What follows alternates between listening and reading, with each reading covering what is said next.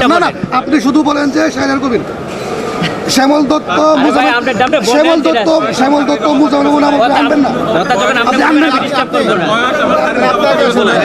হ্যাঁ, এই মামলায় আমরা বলেছি যে রিমান্ড নেওয়ার মতো কোনো উপাদান বা গ্রাউন্ডস নেই, শুধু মিথ্যা মামলায় উদ্দেশ্য প্রণোদিতভাবে এবং হয়রানি করার জন্য এই মামলায় রিমান্ড চাওয়া হয়েছে।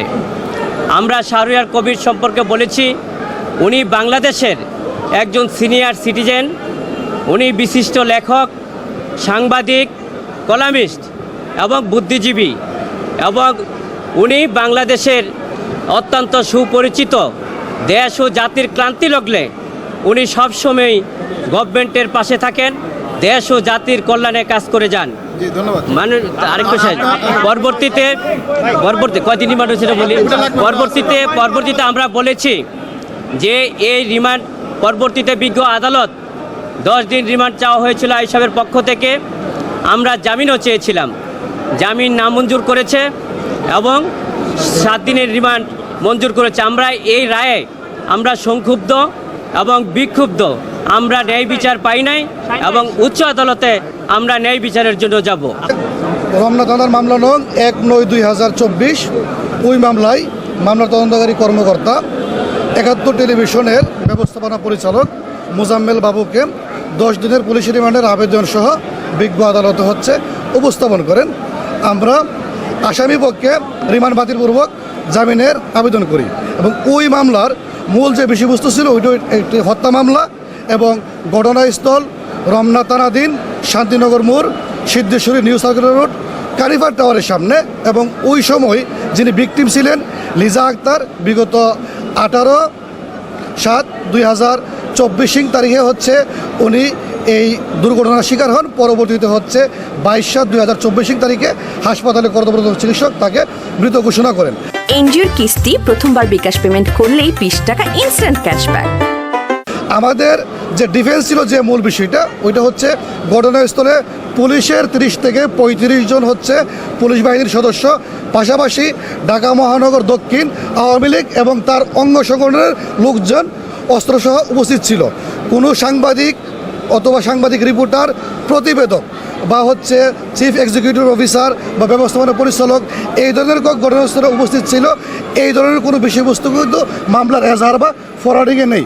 আমরা বিজ্ঞ আদালতকে অত্যন্ত জোরালোভাবে বলার চেষ্টা করেছি, আমাদের যে অভিযুক্ত মোজাম্মেল বাবু, তিনি 71 টেলিভিশনের ব্যবস্থাপনা পরিচালক এবং তিনি সরেজমিনে রিপোর্ট সংগ্রহ করেন না এবং ওই দিন ঘটনাস্থলে উনি উপস্থিত ছিলেন।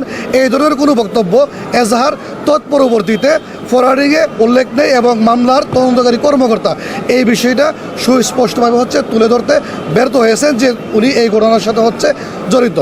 আমরা বিজ্ঞ আদালতকে এটা বলার চেষ্টা করছি, উনি একজন বয়োবৃদ্ধ স্বনামধন্য নাগরিক এবং উনি দীর্ঘদিন যাবৎ ক্যান্সার রোগে আক্রান্ত। বাংলাদেশের যে স্বনামধন্য বিভিন্ন ধরনের হাসপাতাল সহ ব্যাংককে উনি নিয়মিতভাবে এই ক্যান্সার চিকিৎসা গ্রহণ করতেছেন। বিজ্ঞ আদালত যাতে তার রিমান্ড নামঞ্জুরপূর্বক জামিন প্রদান করেন এবং বিজ্ঞ আদালত রাষ্ট্রপক্ষের বক্তব্য, প্রসিকিউশনের বক্তব্য অত্যন্ত ধৈর্য সহকারে সময় নিয়ে শ্রবণ করেন।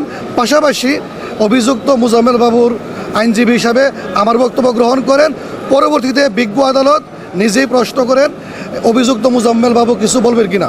মোজাম্মেল বাবু অত্যন্ত সুস্পষ্টভাবে বলেন যে আমি বাংলাদেশের স্বার্থে একজন স্বাধীন সাংবাদিক হিসাবে সাংবাদিকতা পেশায় নিয়োজিত ছিলাম এবং এটা আমি সবসময় বাংলাদেশের পক্ষে বিভিন্ন জায়গায়, বিভিন্ন মিডিয়ায়, বিভিন্ন আলোচনায় বলার চেষ্টা করছি।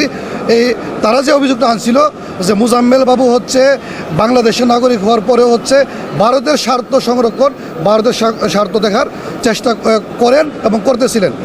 এর বিরোধিতা করে মোজাম্মেল বাবু বিজ্ঞ আদালতে উনি নিজের মুখে বলেন যে আমি সবসময় বলার চেষ্টা করছি যে ভারতের সাথে শুধুমাত্র আমাদের বন্ধুত্বপূর্ণ সম্পর্ক থাকলেই হবে না, আমাদের যে দ্বিপক্ষীয় যে পানি চুক্তিগুলো আছে ভারত বাংলাদেশ এবং ন্যায্য হিস্সা আছে এগুলো আমাদেরকে আদায় করতে হবে।